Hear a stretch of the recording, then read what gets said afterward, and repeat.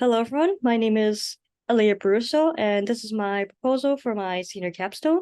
And the topic I've chosen to cover is creating an educational game. Now, before I go over that topic, I'd first like to introduce myself.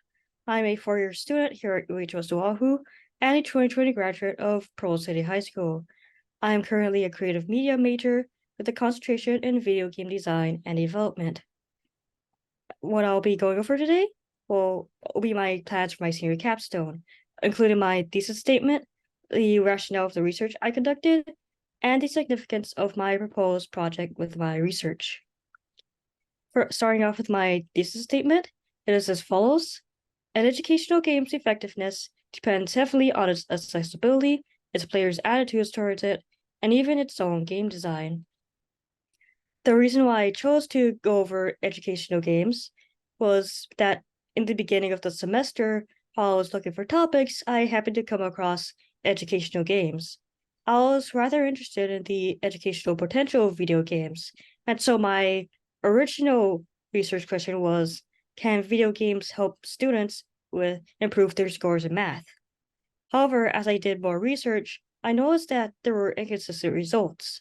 So one game would would help students improve their math scores, while another game would not help at all.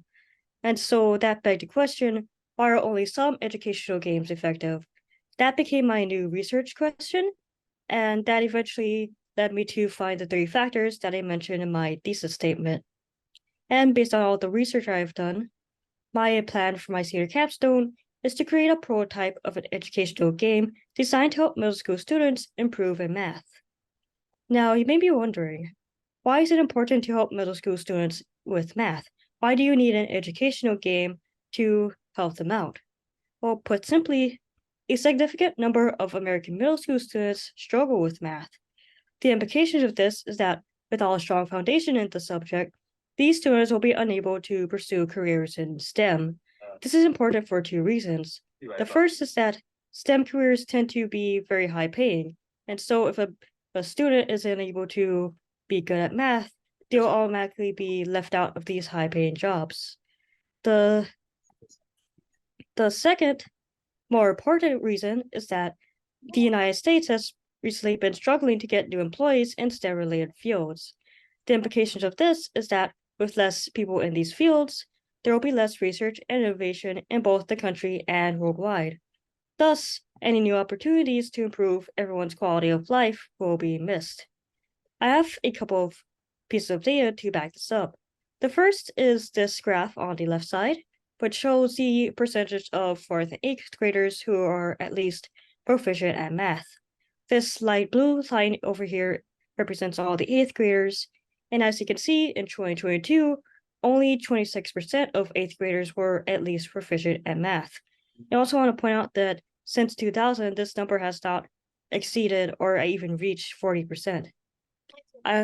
Next on this side, on the right side here, this graph shows the percentage of 18 to 29-year-olds with low numeracy skills in certain countries. As you can see, the United States is at the top with 29%. Now, this specific piece of data focuses on adults. However, I like to believe that the reason why these adults struggle with math is because they never learned it properly in school. My last piece of data is the shares of international patents granted to investors in both 2010 and 2020. As you can see here, in 2020, the United States only contributed 10% of these patents versus South Korea and Japan, which contributed a little bit more, and China, which contributed nearly half. I would like to go back to the previous slide who help point out something. As you can see, Japan and Korea were at the bottom of this graph, showing that it had a very low number of people who are math literate. And meanwhile, China is nowhere on this graph at all. So that shows that even if there are people who struggle with math in China, it is definitely less than the United States. And so, based on this, it can be said that there is a positive correlation between the number of patents and therefore innovation that comes out of a country and the number of people who are good at math in said country. Based on this, it is important to try and teach students how to be good at math as early as possible, and thus that is why I've decided to target American middle school students. I'll be mainly focusing on those who are struggling at math, but I also am considering including those who are actually good already, but just want to get better.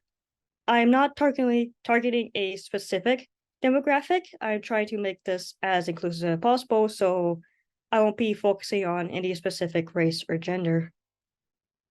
So my proposed solution for this problem of math literacy in the United States is to create a video game that allows students to practice a certain math topic. This will allow these students to learn in a less stressful environment than the typical classroom.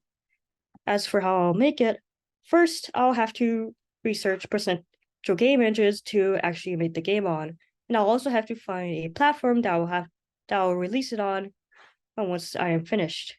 I'll then create a design document which will include the concept art and basic gameplay ideas. In the production stage, I'll write off the code that the game will run on and create the art assets and music. If time permits, I may also include some cutscenes. Besides this, I'll also do a lot of playtesting to make sure that the game is both functional, meaning that there are no bugs, and fun to play. The last, in the post-production stage, I'll just be releasing my game on the platform I chose earlier. As for my deliverable, it will be a one-level demo. My tentative idea is that it will be a grid-based game. I have included a couple of mock-ups for reference, and as you can see, we have all these dots on this grid. This actually represents a graph you would see in some math problems. This green dot over here is the player character who is standing at the origin or the coordinate 0, 0, and these dark red dots are all the enemies. The goal of the game is to create linear equations to knock out all the enemies. So as you can see here, you're provided a template, y equals blank x plus x, and you are allowed to fill in those blanks to make your own equations. So here the player would have put in y equals negative 3x plus 3. When you do, that will create a line, and if that line intersects with an enemy, that enemy will be knocked out. However, you only have so many turns to knock out all the enemies, so the player will have to figure out how to get rid of all the enemies in the least number of turns possible. One thing I want to point out is that my game is partially inspired by From Here to There Elementary. In that game, the player will be provided with a equation like 7 minus 4. However, rather than just solving that equation, so like putting 3, they would have to make an equation with the same answer. So they have to put something like 5 minus 2. The reason why I chose to take inspiration from this game was that it was actually one of the few games that were found to actually help students improve in math. And so the idea behind both that game and my tentative game idea is that rather than just forcing students to answer questions, I let them make their own equations, and by doing that, they will hopefully gain a better understanding of how these equations and math concepts work.